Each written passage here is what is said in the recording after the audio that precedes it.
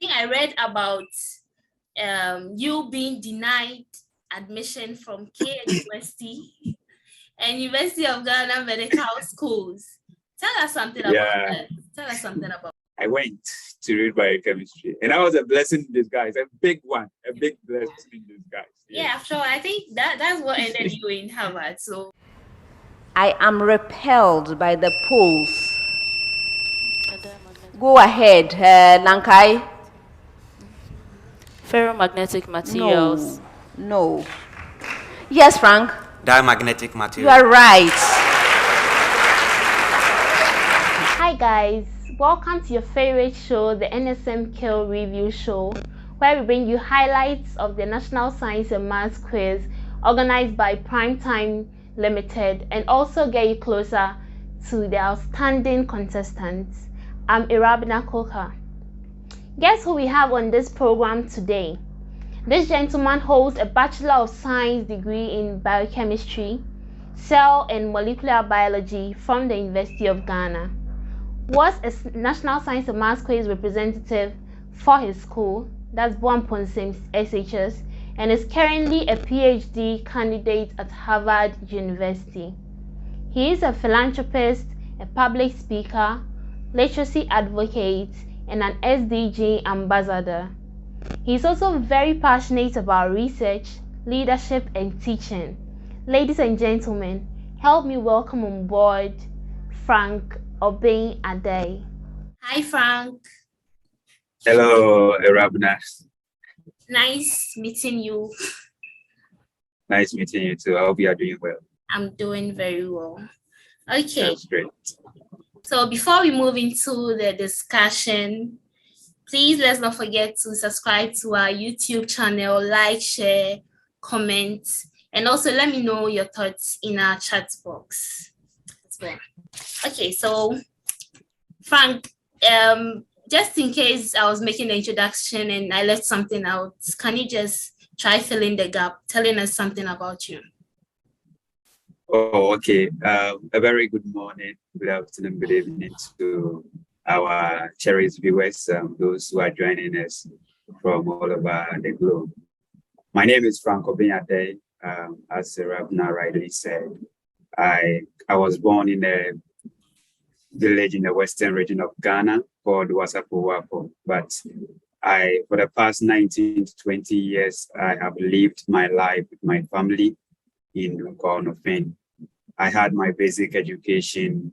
I completed my basic education in Dunkwa Presby's Junior High School and then moved on to Boa Amponsem Senior High School to have my secondary education where I read general science, and I graduated as a overall best student for my cohort that year. From there, I moved to the University of Ghana to read BSc Biochemistry, Cell and Molecular Biology, and currently I am at Harvard University for my PhD in Biological Sciences in Public Health. That's great to hear, and thanks for filling in the gap since I left all that out. Yeah. Okay, so moving into the interview. So 6 years after Science and Maths quiz, I think you completed in 2016, if I'm right. How has life? Yeah, you're right. How has life been, and to know you were part of this prestigious competition? 6 years. This question has brought to mind a lot of memories. Life has been great. Yes, God has been so good within the past 6 years, and a lot of achievements have been chalked, and I've faced a lot of failures as well. I have lost dear ones as well, but I believe that all these challenges and failures are part of God's plan for me, shaping me to become who He wants me to become. So life in general has been great for the past 6 years, and I'm always proud to have competed in this prestigious competition. That's great.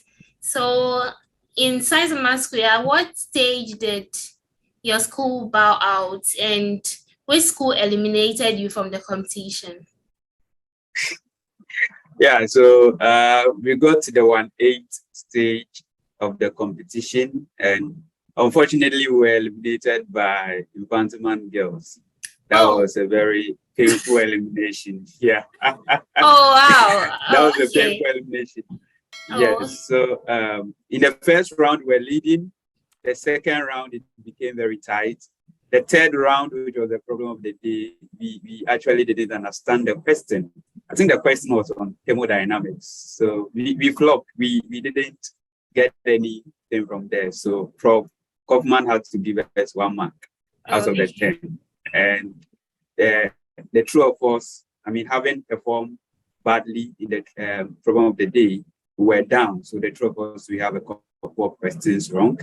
And then for the riddles, it was a tie. We took 2, and then Infantiman girls also took 2. But it was a painful elimination. But what is most interesting is that after that competition, that is 2016, Boa Amponsem has made sure that Infantiman girls never qualifies to the national.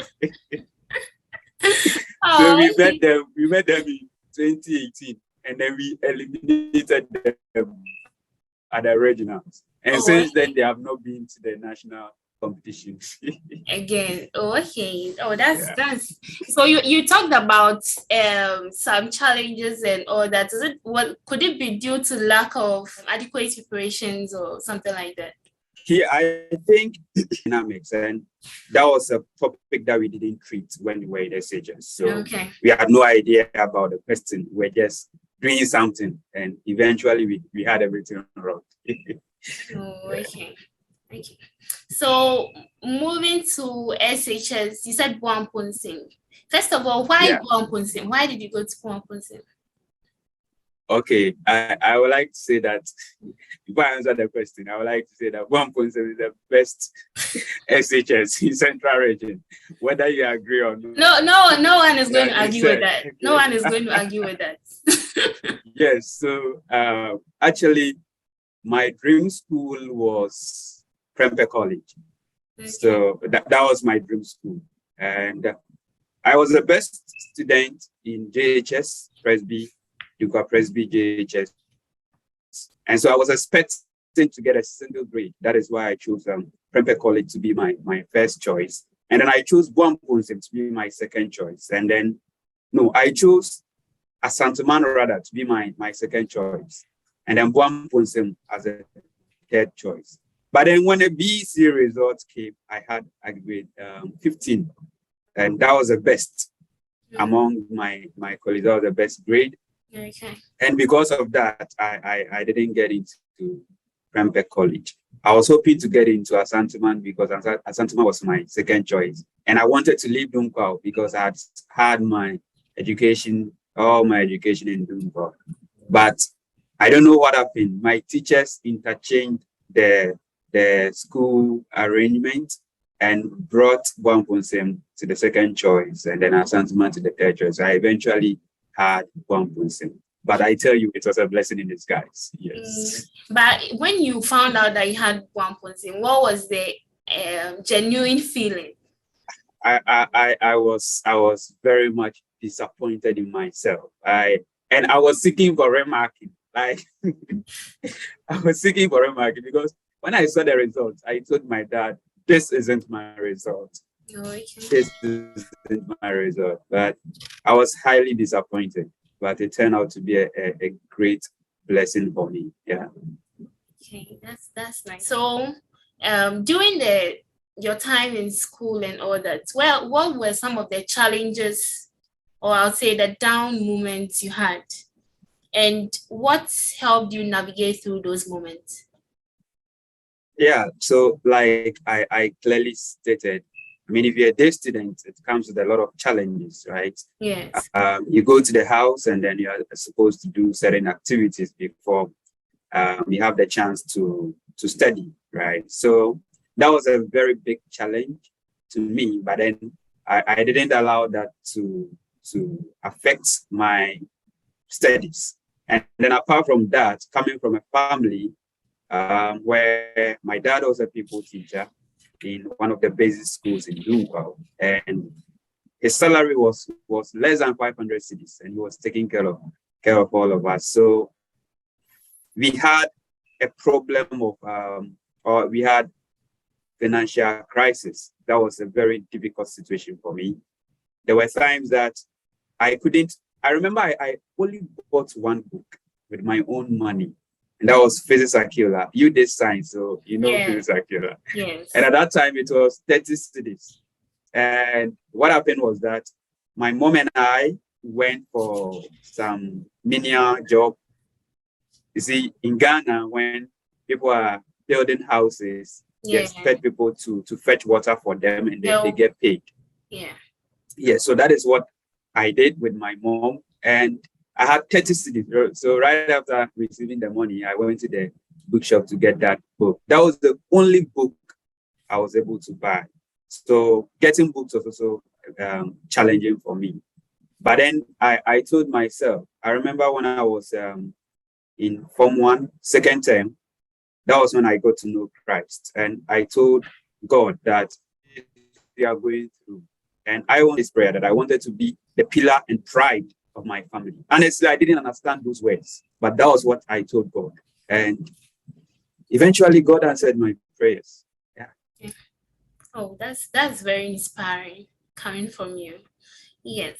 And also with the science and math quiz and WASI, I think in your final year, that was when you were doing the science and math quiz. So preparations towards WASI and science and math quiz, how were you able to balance that?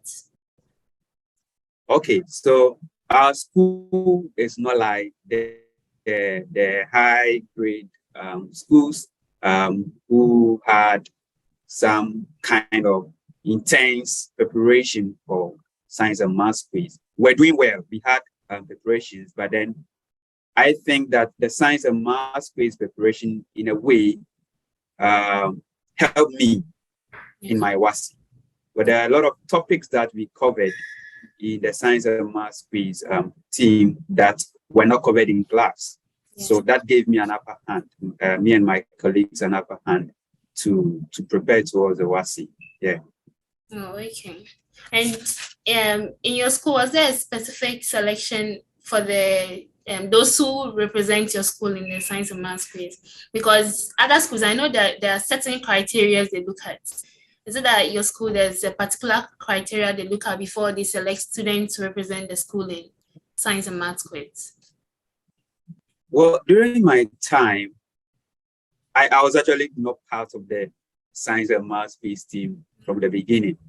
I think they based on the first term result, Form 1 first term result, to select people to join the team. And first term, I performed poorly. I didn't do it. I was 27th or so in my class, and I don't know what happened. And that was when I prayed that prayer. And from the second term going, I became the best in my class. So my biology teacher actually recommended me to the quiz coordinator that she allowed me to join the team, and I joined. So I think that during my time, the criterion was the first term, Form 1 first term result. But I think it has changed over the years. Now I think they write exams to justify your inclusion. Yeah, I think so. Okay. So in all, how has the science and math quiz helped you after the competition? How has the impact been, science and math quiz, being a rep of science and math, and being able to get to the stage your school got to? Because we're not expecting that. I remember that particular year, Boa Amponsem took all of us by surprise. So science and math quiz, I think, has had a great impact in my life. Even though I got disappointed when my school was eliminated by Infantiman girls. But it's improved my teamwork. Working together with my colleagues from different backgrounds, I think that was the beginning of learning how to work in team. So that is something that has helped me throughout my life. And then confidence, being on the stage with Prof. Ifa Hoffman, and with all these crowd looking at you, it kind of gave me a lot of confidence. I grew up from that science and math space competition. And then one thing that I think the science and math space has done for me is that I actually wanted to take my school to a higher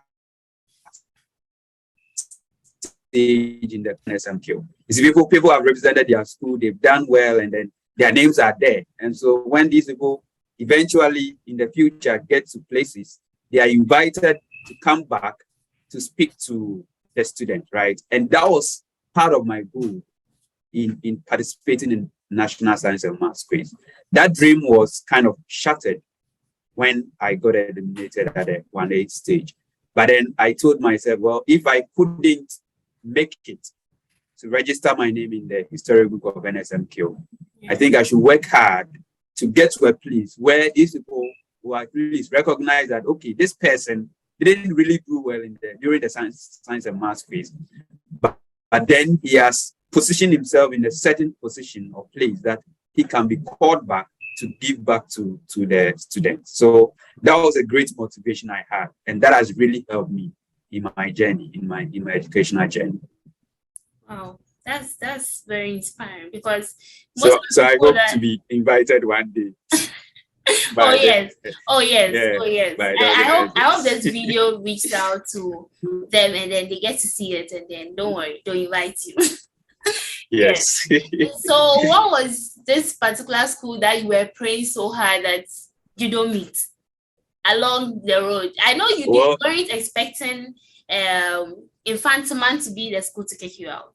I know you weren't expecting that. Yes. We never tipped Infantiman to kick us out, because I mean, during the regionals, we met Ogasco.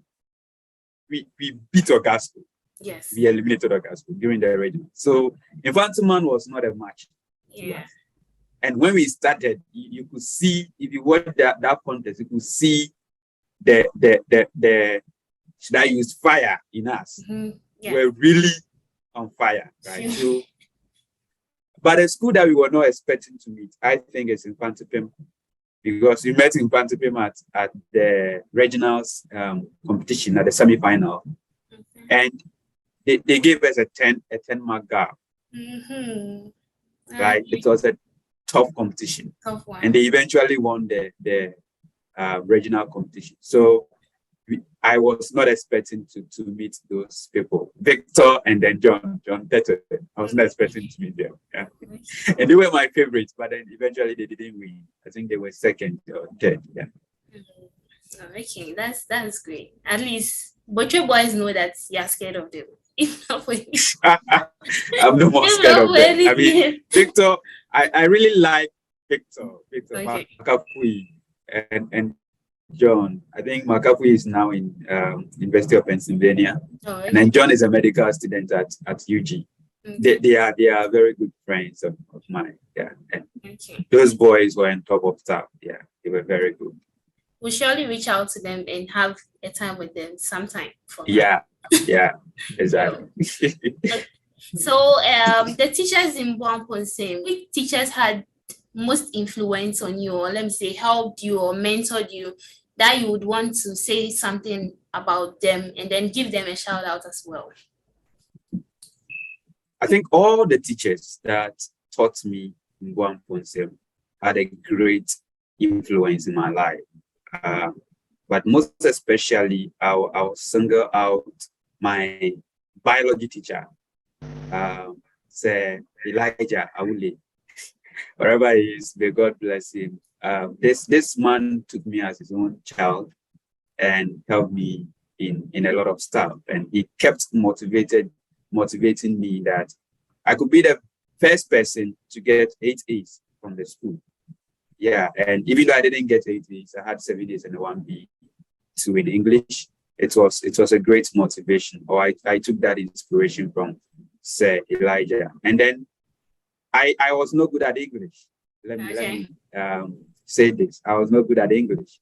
But my English teacher, Sir Andrew Na, kept on motivated. In fact, he was on top of my nerves. Every day when this teacher comes to class, he will ask me whether I've read a book from the library. And I was always going for a book from the library and then submitted it on Fridays. And I think that helped me. He saw that I was good in all the areas, but then English was something that I was lagging behind. And so he motivated me. And eventually I ended up having a B2. So these two teachers had great influence in my life. But like I said earlier, all the teachers, I forgot to mention Nsmq. Yes, Nsmq. I know you won't be able to mention all of them, their names, but yes, there's a good platform to say God bless you to all of them for giving you amen. impact. Yeah. Okay, Yes. so please also just join our channel. This is the National Science and Maths Quiz Review Show, and they are on YouTube as well. So please don't forget to subscribe, like, share, and also comment in our comment section. Moving on to the university. So going to the university, I think I read about you being denied admission from KNUST and University of Ghana Medical Schools. Tell us something about that.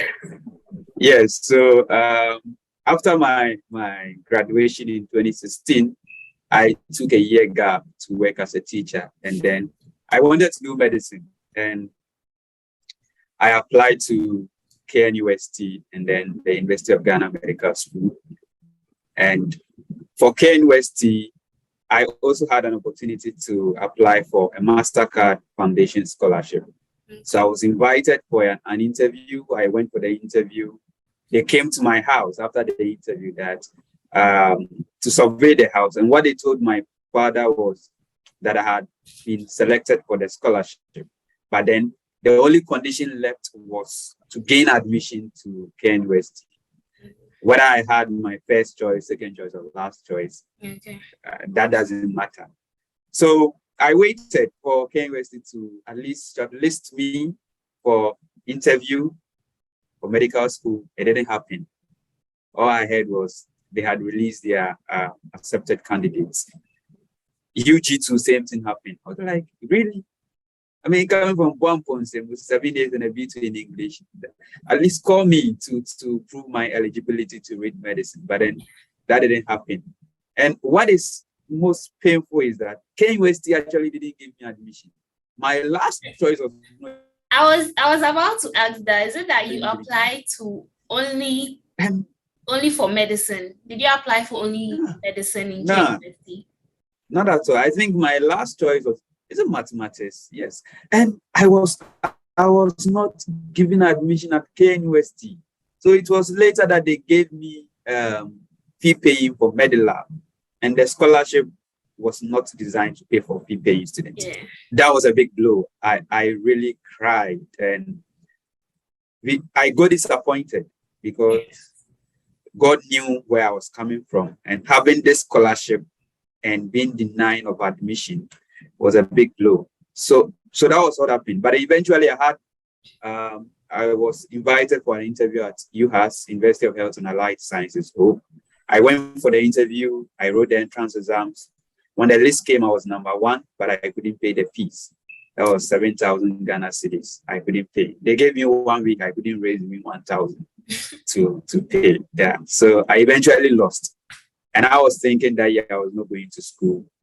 Now, one day I was in church, and then one of my colleagues called me that he has seen my name in the Ghana admission list.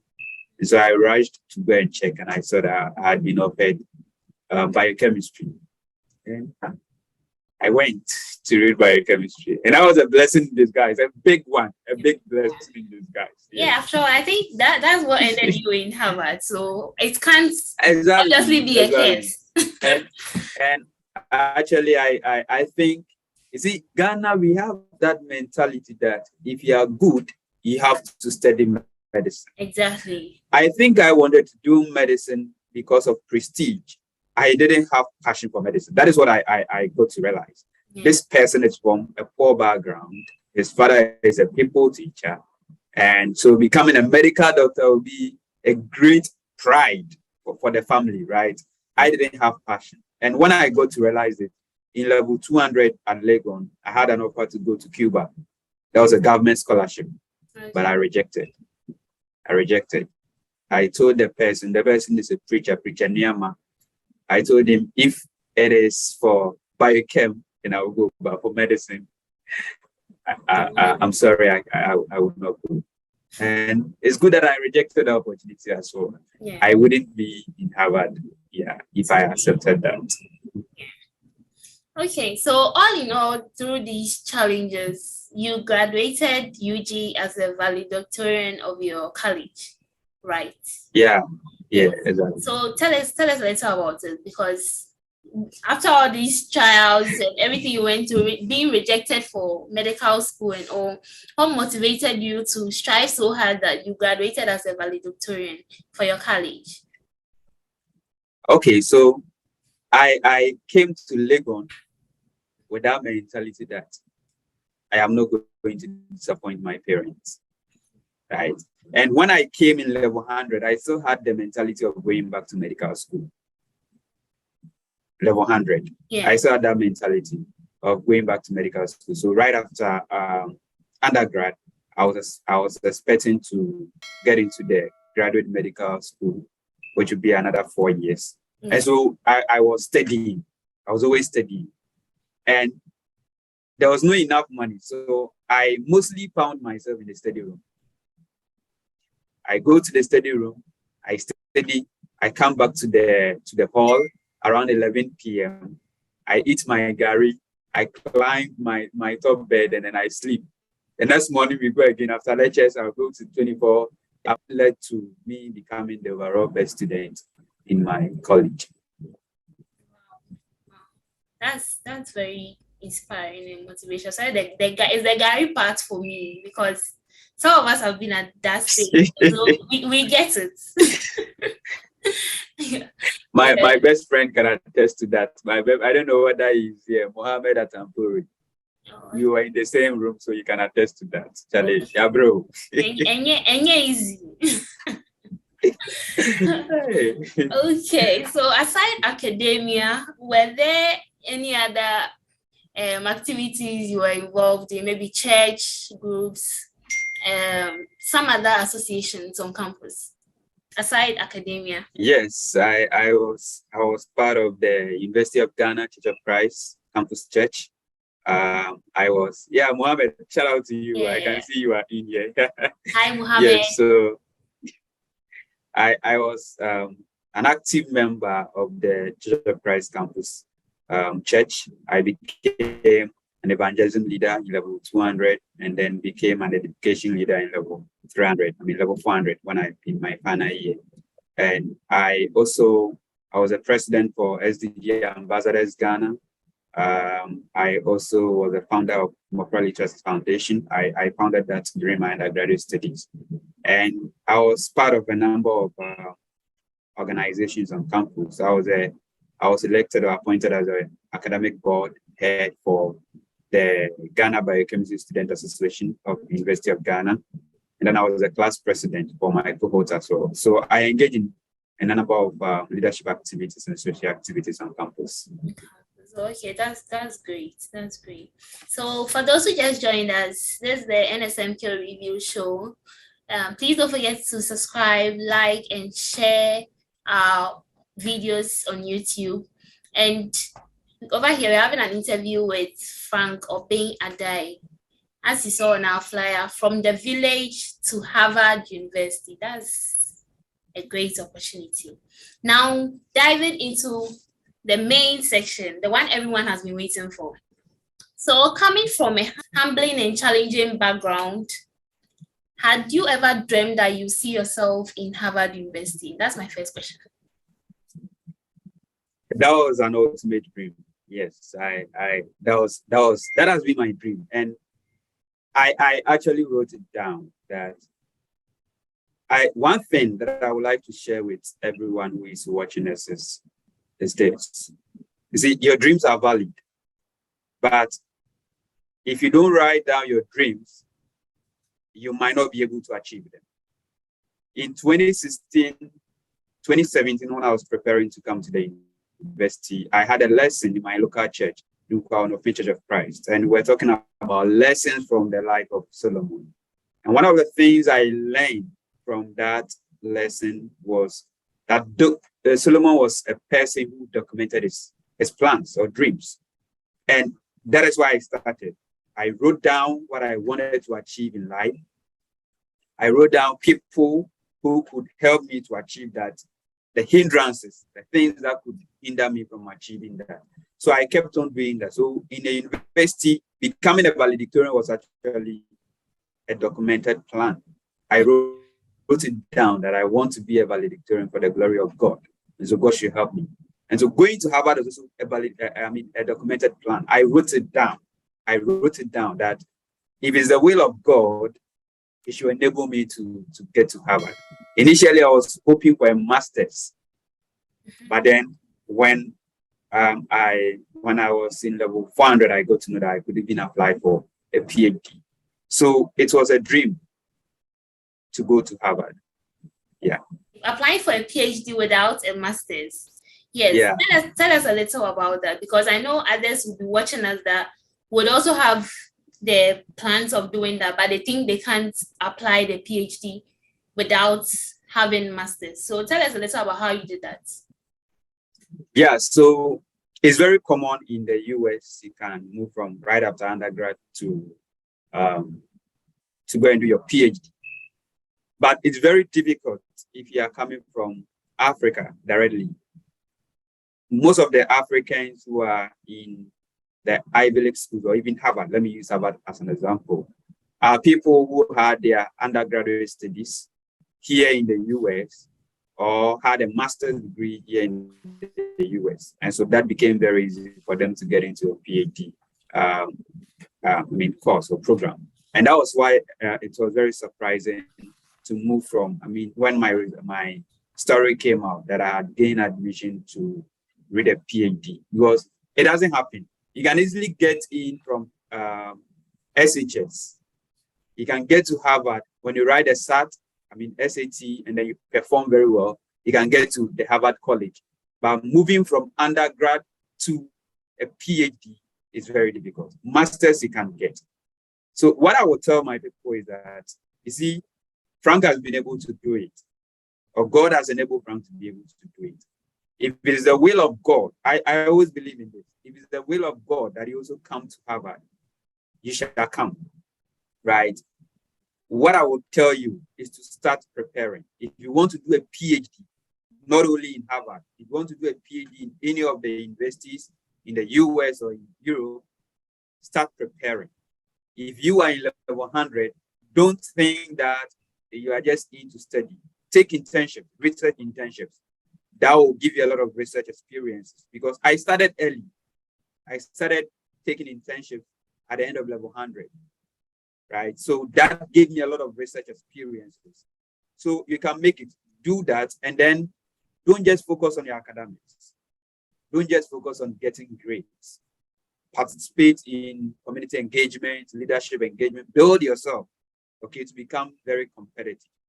So I'm doing this will enable you, I think will enable you to get into any PhD program you want to get in, and take your undergraduate research project very serious. Yes. That is, when you're invited for an interview, that is going to be your major research experience. That is where questions will come from. So take it very serious. You don't need to get a publication. I didn't have a publication. You don't need to write a GRE, but then you can write it. Because I didn't have money to write a GRE, I just focused on schools that did not accept GRE. You don't need to do that. You can focus on schools that did not accept. But if you want to write, seek for assistance and then write it. You can easily make it. Frank has been able to make it. You can also make it. That is what I would say. Yeah. Is that Frank has been able to make it, so you can easily make it for me. So Number 2, engage in leadership activities and other extracurricular activities. Number 3, build a strong CV. And then, if it's possible, try and then attend conferences. In fact, if you have an abstract, submit abstracts for poster or oral presentations. Okay, that also helps a lot. I think that was a major factor that plays a lot of weight on my application, and then talk to people, have mentors to train you on how to navigate from undergrad to a PhD. Okay, so do you have any plans or maybe helping undergrads or even master students or to apply to these schools in the States or something? Do you have a foundation that you're starting to help students go through the application process? Yeah, so one of my colleagues, Salom, we all had our national service at the West African Center for Cell Biology of Infectious Pathogens, WACBIP. So he has founded a foundation. And so we plan to do that, assist people who are applying for master's, undergrad, PhD in their application processes. I think some people have already sent in their SOPs and then CVs for review. We are still on it. See, we are very busy, so bear with us. We'll get back to you very soon. And the application will open, I think, in early September. So we still have some time to go through. Okay, talking about LinkedIn, I think I checked your LinkedIn profile and I was very impressed. Well built and all that. Someone watching would think, okay, so LinkedIn gives a whole lot of pressure and all that. But what would you tell someone like that? Because LinkedIn is a good platform to advertise yourself and all that. So share something small with those who think LinkedIn is not a fit place to share their experience and their life. I think LinkedIn is very professional. I joined LinkedIn in 2021, so it's just been a year. A year. And now I have over 3K followers, right? And I've met people who also helped me in my graduate school application. I've met people who have become motivators or mentors to me. I've met people who have become like parents to me on LinkedIn. Okay, people have also gained job offers from LinkedIn. Yes. There are a lot of opportunities on LinkedIn, right? Don't be carried away by the pressure. Yes, I must say that at times some of the information on LinkedIn is not only on LinkedIn, social media are false, right? But then there are a lot of things that you can learn from LinkedIn. So just create a very competitive profile. And by that, please do not lie. We always receive this question: can you lie on your CV? Can you lie when you are creating your LinkedIn profile? It will not do any good to you. Be honest to yourself. You see, so if you have not done something, if you create your profile and see that, oh, this profile is not competitive, that should motivate you to work very hard to make it competitive, right? Don't lie. When people contact you, and they will contact you based on your skills and the things that you have done, the things that you have placed on your profile. And if they query you on some of the things and you're not able to prove that, yes, indeed, you are an expert in those things, it will be a disgrace and you will lose a big time opportunity. So that is what I would say. Don't lie, but create a nice profile, connect to people all over the world, and people are willing to help. Reach out to them, ask for mentorship, and it will surprise you how willing people are to help you. So if you are here and you are not on LinkedIn, please go and create an account. And then search for Franco Obeng Addae and let's connect, okay? Arabna Koka is also on there. So yes, search for him and then, for her, and then let's connect. Yeah. Okay, so in terms of awards, I know you've received a lot. You've received a lot of awards. And there's one I saw about the Dentra Excellence Award, right? Can you tell us a little about it and how how it's awarded and all that? The Dentra Excellence Award. Yeah, so Dentra Excellence Awards 2021, I think, was a maiden edition. Yeah. Initiated by the Dentra Youth Congress to honor the youths of Dentra who are doing very great in all spheres of life. Okay, so I got a call that I had been nominated for 3 awards, and I was like, how? So it was on education and training, humanitarian and relief services, and then overall best youth of the year. And I was very surprised to have received these awards. I thought nobody was watching what I was doing, but it turns out that a lot of people were actually watching what I was doing. So I think this year to December, there will be another kind of event happening. Okay. It's just to motivate the youth that they should keep on doing what they are doing, and if they shouldn't give back. I mean, give up on giving back to the community, the Dentra community. They should always come back to contribute to the development of Dentra. Okay, that's great. So mentors, friends, and others, I know they contributed to these success stories. Any few words for them? Yes, so obviously my parents were great motivations to me. My dad was a great motivation. May his soul rest in perfect peace. He was a great motivation. I mean, looking at the kind of work he was doing and his zeal to look after his children, to ensure that all of us achieve better education, was something that was very great and inspiring. I thank him so much for the great mentoring he gave me. And I must thank my best friend, Muhammad Atampuri. He is not a friend, he's a brother. Let me say that. He's a brother. He has been a great motivation to me since level 100. We met in level 100, Legon. So barely 5 years. And if you see us, you think we are actually true brothers. And he has been a great inspiration. This guy will continue to motivate me when I'm down. And when I don't have money and he's able to provide. He has done a lot. Mohammed, God bless you. And I can't thank all of you without thanking my fiancée. She's now my fiancée. So, yes. That question would have come. So it's good you spoke about it. I don't know how to. I don't know how to describe this lady. Hardworking, gorgeous, beautiful, God-fearing, and supportive. Like, God bless her for me. God bless her for me. And I'm committed to make her my own much. We'll be waiting for our invitation. One personality you look up to for inspiration, and why do you look up to that person? One personality.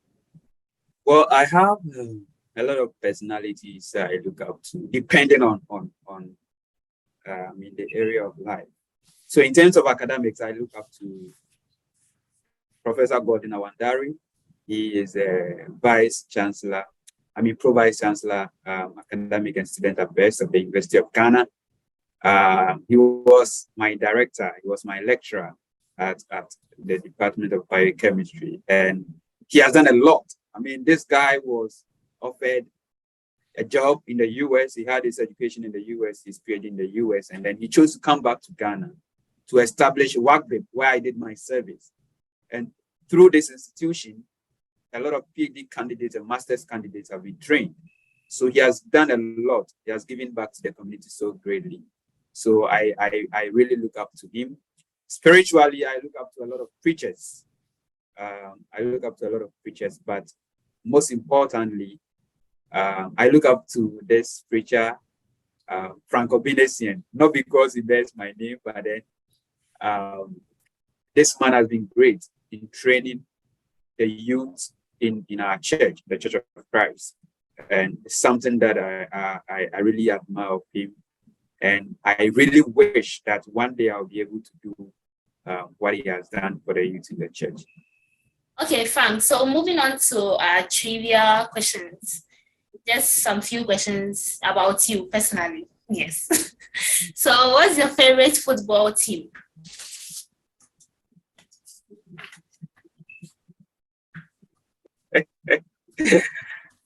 I belong to the Chelsea Football Club. Oh, yeah.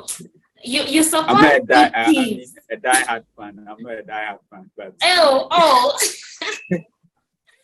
That's what I was about. Oh, you guys were just yeah. That's what I was about to hype you. You've let me down, so that I can't hype you again. Okay, so what's your Yeah, my favorite food is dunkwa-on-offin stew. In the okra stew, they have fresh fish with some wele in it. Yeah, that's my favorite, and I'm happy. Even though I don't know how to prepare banku, but I'm glad that my fiancée really knows how to prepare it. So I think she will teach me. No, for this one, I think people will disagree with you. How can you not be able to prepare your favorite food? This is a not.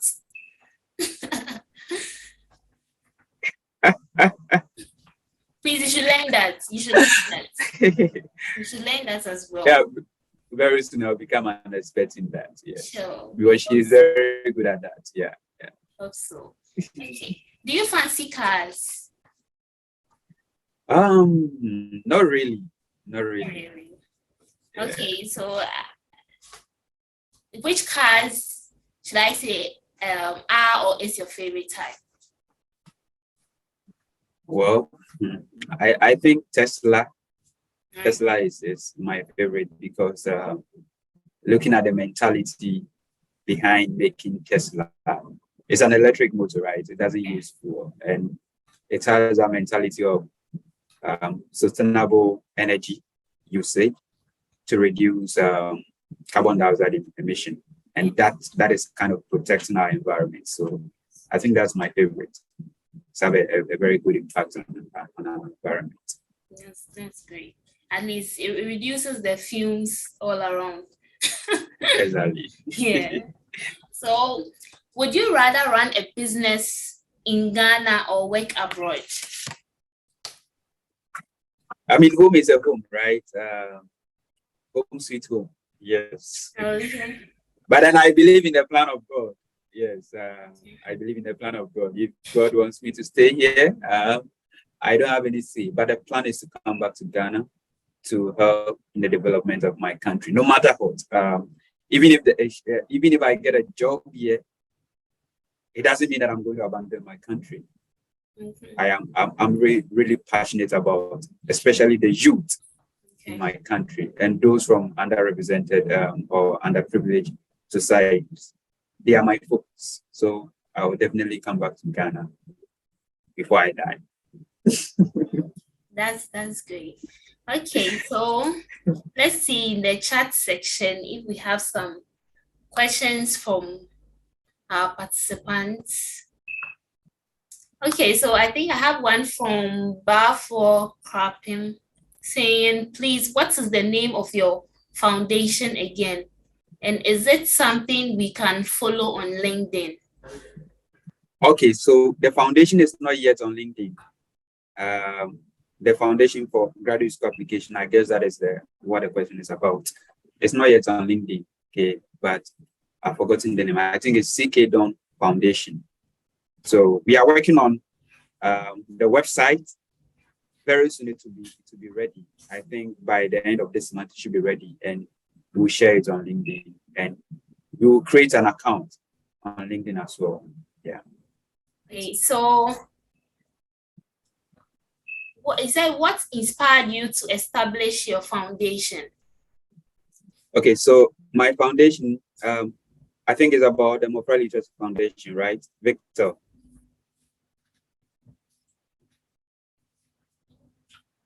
Yeah, so if it's about, so for my foundation, like I said from the beginning, I come from a humble background, and my best friend also comes from a humble background, Mohammed. Hopefully one day he also share his story on this platform. Yeah. Yes, his story is also very touching. That is why we are brothers, right? We believe to be twins from different mothers. Yeah, so we have always dreamed of giving back to the society. And so that motivated us. He's actually the co-founder. That motivated the two of us to establish our foundation, to give scholarship opportunities for brilliant but needy students so that they can also rise up to achieve their educational and professional goals. And Mofra in tree is children, right? Yes. But that is not the actual, that's not the literal meaning of that word. Okay. Mofra is Mohammed and Frank. Mohammed and Frank. So Mofra Literacy Foundation. Yes. Okay. And it turns out to be about children. And so that shows how inspired this name is and how God is working behind the two of us, right? So that's our focus. If you are willing to support us to give to people who are brilliant to be able to achieve their educational goals, please, we are glad to receive you to collaborate with us to achieve that mission. Okay. Okay. Thank you so much for joining this program and interview as well. I know most of us have been inspired of this interview. Okay, so as I've interviewed you, Frank, do you have any question for me? At least one question. Yes. Who interviewed the interviewer? So at least one question that you answer. Just one. Not too difficult, please. So this will be academics. Okay. This will be academics. Yeah. So you did chemistry, right? Yes, I did. So what are your interests in chemistry and what are your plans after your service? Oh, okay. Okay, so it's like you already know quite a lot about me, and that's interesting. So I offered chemistry in KNUST as well, graduated last year. And my plans are also to further my education and specialize more into analytical and environmental chemistry because that's where my interest lies. So those are my long-term plan, let me say it like that. Oh, okay. Yes. So I hope I've answered the question. So thank you all for joining this interview. It's been a wonderful time with Frank, Obeng, Addae.